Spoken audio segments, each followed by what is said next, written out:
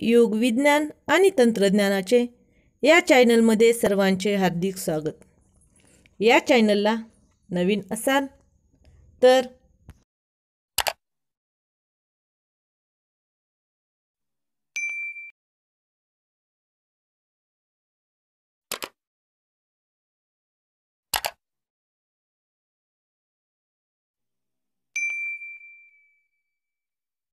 नमस्कार विद्यार्थी मित्रांनो, विज्ञान आणि तंत्रज्ञान इयत्ता 10वी भाग 2 या पाठ्यपुस्तकातील प्रकरण 2 सजीवातील जीवन प्रक्रिया भाग 1 the life process in living organism part 1 यातील पेशी विभाजन म्हणजे सेल डिव्हिजन या घटकाचा आपण आज या व्हिडिओमध्ये अभ्यास करणार आहोत। परंतु या पूर्वीच्या व्हिडिओमध्ये आपण पेशी विभाजनाचा असणारा पहिला प्रकार ज्याला आपण मायटोसिस म्हणजे सूत्री विभाजन असे म्हणतो हा अभ्यास केलेला आहे। परंतु आजच्या या व्हिडिओमध्ये आपण पेशी विभाजनाचा असणारा दुसरा प्रकार मियोसिस म्हणजे अर्धगुणसूत्री पेशी विभाजन। परंतु त्यापूर्वी आपल्याला काही बेसिक संकल्पना मूलभूत कन्सेप्ट्स माहिती असणे आवश्यक आहे। तर पाहूयात आपण की अर्धसूत्री विभाजनामध्ये येणारे काही प्रश्न। What do you mean by diploid 2n cell? What do you mean by haploid cell means n cell? What do you mean by the homologous chromosome? Whether the gamete are diploid or haploid and why? How are the haploid cells formed? And last question is, what is the importance of the haploid cell? थोडक्यात याची सविस्तर आपण मराठीमध्ये पाहूयात।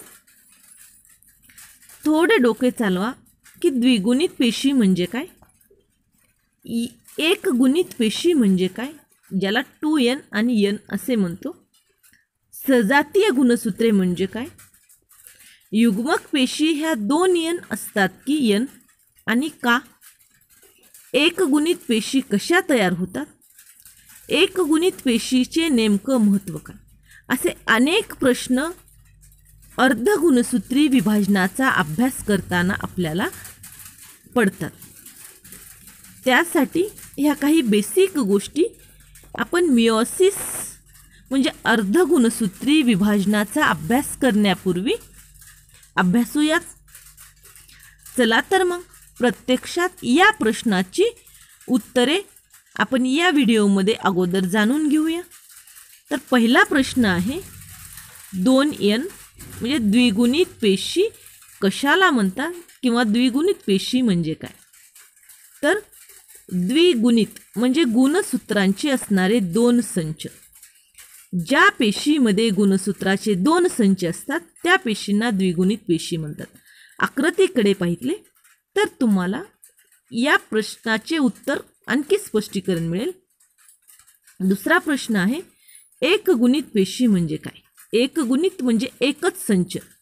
ज्या पेशीमध्ये गुणसूत्राचा एक संच असतो त्या पेशींना एक गुणित n पेशी म्हणतात। आकृतीमध्ये दाखवलेलं आहे कशा प्रकारे एक गुणित पेशी असतात। पुढचा प्रश्न आहे आपला सजातीय गुणसूत्रे म्हणजे काय? सजातीय म्हणजे आकाराने आणि रचनेने एकसारख्या असलेल्या गुणसूत्रांना आपण सजातीय गुणसूत्रे म्हणतो। सारख्या असणाऱ्या जातीची एगमध्ये असणारी किंवा स्पर्ममध्ये असणारी ही गुणसूत्रे ही आकाराने आणि रचनेने एकसारखी असतात।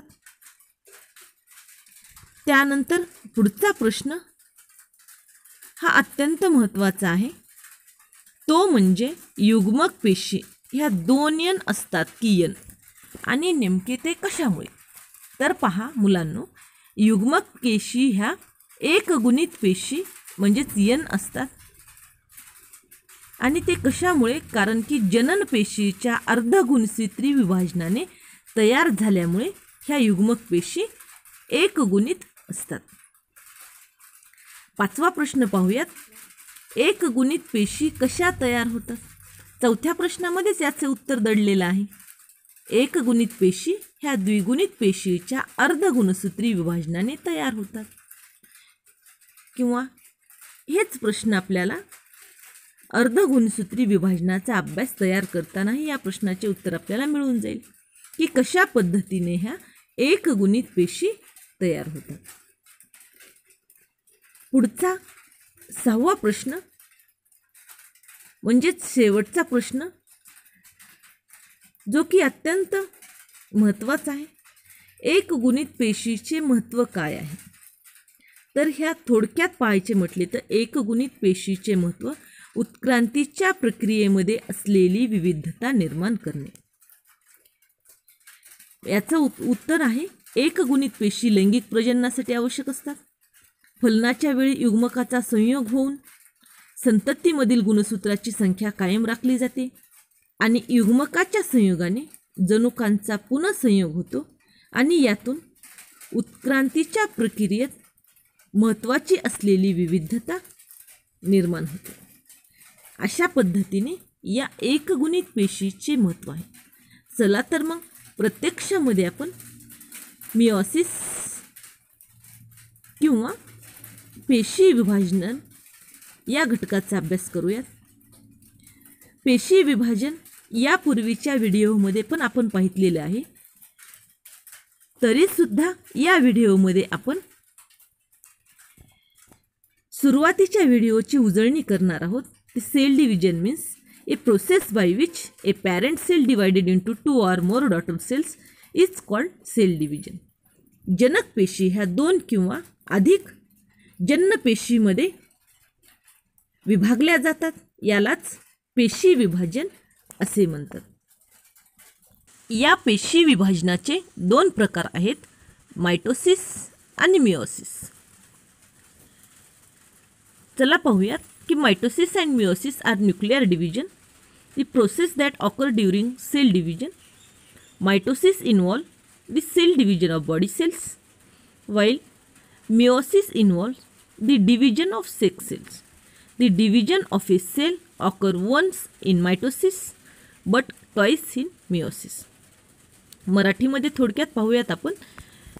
हे पेशी विभाजन मायटोसिस अँड मिओसिस हे केंद्रक विभाजन आहे. केंद्रकामध्ये याचं विभाजन होतं, न्यूक्लिअर डिव्हिजन. मायटोसिस म्हणजे सूत्री विभाजन हे पेशी शरीरामध्ये असणाऱ्या पेशीमध्ये होते, body cells. While meiosis involve division of sex cells. Meiosis हे सेक्स सेल्समध्ये होते. मायटोसिस यामध्ये फक्त एकाच प्रकारचं डिव्हिजन होतं, तर मिओसिसमध्ये 2 प्रकारचे डिव्हिजन होतं. Twice in meiosis, meiosis first and meiosis second. बहुपेशीय सजीवामध्ये पेशी ह्या 2 प्रकारच्या आहेत. पहिला प्रकार आहे कायिक पेशी आणि दुसरा प्रकार आहे युग्मक पेशी. Multicellular organism have 2 types of cell. First one is the somatic cells and second one is the gamete cell. चला तर मग पाहूयात. तर पहिला प्रकार आहे सोमॅटिक सेल्स म्हणजेच कायिक पेशी. The somatic cells is tissue and organ of the body like skin, muscles, lungs, intestine, here etcetera are made up of a somatic cells. तर कायिक पेशी ह्या शरीरातील ऊती आणि इंद्रिय जसे त्वचा, स्नायू, फुफ्फुसे, आतडे, केस इत्यादी ह्या कायिक पेशीपासून बनलेली असतात. आणि पेशीचा दुसरा प्रकार आहे गॅमेट सेल्स म्हणजेच युग्मक पेशी. The gamete cells, the ovum and sperm that participate in sexual reproduction are called gametes. युग्मक पेशी ह्या लैंगिक प्रजननामध्ये सहभागी होणाऱ्या अंडपेशी आणि शुक्रपेशी असतात आणि अंडपेशी आणि शुक्रपेशी यांनाच युग्मक पेशी असेही म्हणतात. The somatic cells have a mitosis and gamete cells have a meiosis. कायिक पेशीमध्ये सूत्री विभाजन होते तर युग्मक पेशीमध्ये अर्धसूत्री विभाजन होते.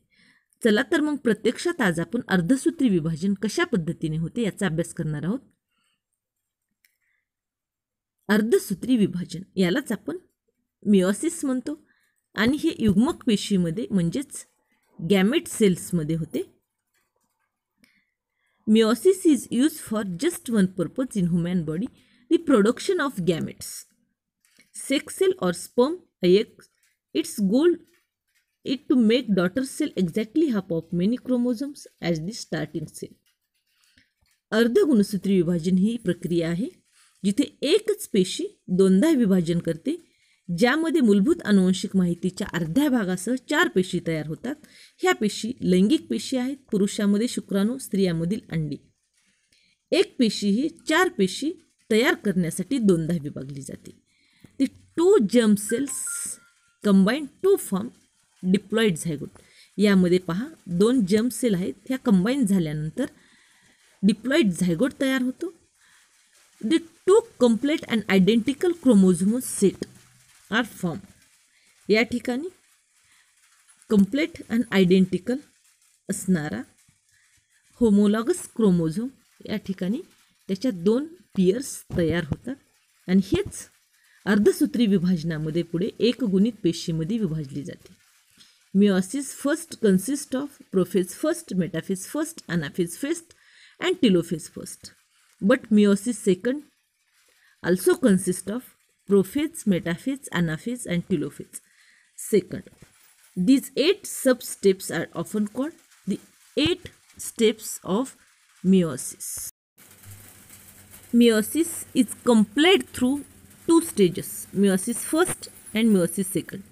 In meiosis first, recombination and crossing over between homologous chromosomes, and these chromosomes are divided into 2 groups and 2 haploid cells are formed. म्हणजेच अर्धसूत्री विभाजन हे 2 टप्प्यामध्ये पूर्ण होते. ते 2 टप्पे म्हणजे एक अर्धसूत्री विभाजन भाग 1 आणि दुसरा आहे अर्धसूत्री विभाजन भाग 2. अर्धसूत्री विभाजन भाग 1 मध्ये सजातीय गुणसूत्रामध्ये जनुकीय विचलन किंवा जनुकीय पुनःसंयोग होतो. म्हणजेच यामध्ये जेनेटिक रिकॉम्बिनेशन किंवा क्रॉसिंग ओव्हर होते. नंतर भाग 2 मध्ये ही सजातीय गुणसूत्रे 2 संचामध्ये विभागली जातात आणि त्यापासून 2 एकगुणी पेशी तयार होतात. In mitosis the chromosome will begin to condense. सूत्री विभाजनामध्ये गुणसूत्राचे फक्त घनीकरण होते, परंतु in meiosis first they also pair up each chromosome carefully align with its homologous partner so that the 2 match up correspond position along their full length. म्हणजेच meiosis first यातील prophase first यामध्ये सजातीय गुणसूत्राच्या अर्धगुणसूत्री बाहूंची अदलाबदल होते आणि यामध्ये जनुकीय विचलन घडून येते. आणि जनुकीय विचलन घडल्यानंतर यामध्ये जे होमोलॉगस पार्टनर आहेत ते crossing pattern so that homologous exchange part of their DNA आणि त्यामध्ये त्यांच्यामध्ये एक्सचेंज पार्ट केला जातो. सविस्तरमध्ये पाहूयात थोडक्यात आपण. In meiosis the maternal and paternal chromosome can be shuffled into 2 daughter cell in many different combinations. In humans, there are 223 possible combinations. This ensure genetically variations in sexually reproducing organism. Further, genetic variation come from crossing over, which may occur during prophase first of meiosis. Meiosis म्हणजेच अर्धसूत्री विभाजनामध्ये सर्वात महत्त्वाचा टप्पा तो म्हणजे पूर्वावस्था. या पूर्वावस्थेमध्ये तनुसूत्रता, युग्मसूत्रता, स्थूलसूत्रता, द्विसूत्रता आणि अपगती अशा 5 प्रकारामध्ये याचं विभाजन होतं. आणि पुढच्या ज्या प्रोसेस आहेत त्या ज्याप्रमाणे सूत्री विभाजनाच्या आहेत त्याचप्रमाणे अर्धसूत्री विभाजनाच्या सुद्धा आहेत. चला तर मग पाहूयात. Prophase first, chromosome condense, nuclear membrane dissolve, homologous chromosome from bivalent and crossing over occur. म्हणजे यामध्ये क्रॉसिंग ओव्हर होऊन जनुकीय विचलन घडले जाते. त्यानंतर पुढची प्रक्रिया आहे metaphase first. Spindle fibre from opposing centromeres connect to bivalent and align them along the middle of the cell. यामध्ये गुणसूत्र ही विषुववृत्ती प्रतलाला समांतर अवस्थेत संरचनित होतात आणि सर्व गुणसूत्रे ही मध्यभागामध्ये जमा होतात. Meta means middle, phase means stage. त्यानंतर पुढचं पाहूयात की ॲनाफेज, ज्याला आपण पश्चावस्था म्हणतो. Spindle fibres contract and split the bivalent homologous chromosome move to opposite pole of the cell. यामध्ये गुणसूत्राची अर्धगुणसूत्री जोडी वेगळी होऊन विरुद्ध दिशेला ओढली जाते आणि वेगळी झालेली अर्धगुणसूत्रे आता जन्य गुणसूत्रे होतात आणि ही गुणसूत्रे केळीच्या घडाप्रमाणे भासतात. या पायरीच्या शेवटाला गुणसूत्राचे 2-2 संच पेशीच्या 2 टोकांना पोहोचतात. त्यानंतर पुढचे आहे telophase first. Chromosome decondense nuclear membrane may reform cell division cytokinesis to form 2 haploid daughter cell. यालाच आपण अंत्यावस्था म्हणतो. यामध्ये पेशीच्या दोन्ही टोकांना पोहोचलेली गुणसूत्रे आता उलगडत जाऊन पुन्हा नाजूक धाग्यासारखी पातळ होऊन दिशेनाशी होतात. एका पेशीमध्ये आता 2 जन्य केंद्रके तयार होतात आणि या जन्य केंद्रकामध्ये केंद्रिका सुद्धा दिसू लागतात. तूर्कतंतू पूर्णपणे नाहीसे होतात. अशा पद्धतीनेच मिओसिस सेकंड, यामध्ये second division separate sister chromatids. These chromatids may not be identical due to crossing over in prophase first. Prophase first प्रमाणे या ठिकाणी क्रॉसिंग ओव्हर होत नाही. ज्या पद्धतीने सूत्री विभाजन होते त्याच पद्धतीने प्रोफेज सेकंड, त्यानंतर मेटाफेज सेकंड, ॲनाफेज सेकंड आणि टिलोफेज सेकंड या प्रक्रिया होऊन अर्धगुणसूत्री विभाजन पूर्ण होते. या आकृतीचे निरीक्षण केले असता लक्षात येईल की एका पेशीपासून कशा प्रकारे विभाजन होऊन ह्या अर्धगुणसूत्री विभाजनामध्ये 4 पेशी तयार होतात.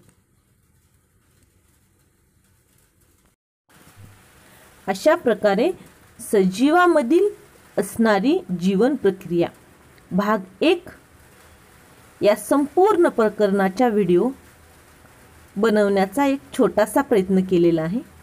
जर तुम्हाला या अगोदरच्या घटकांचा अभ्यास करायचा असेल तर खाली डिस्क्रिप्शन बॉक्समध्ये प्रत्येक घटकाच्या लिंक दिलेल्या आहेत. तर त्या लिंक पाहून तुम्ही प्रत्येक घटकाचा अभ्यास करू शकता.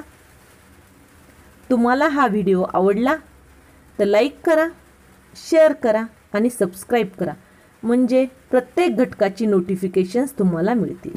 धन्यवाद.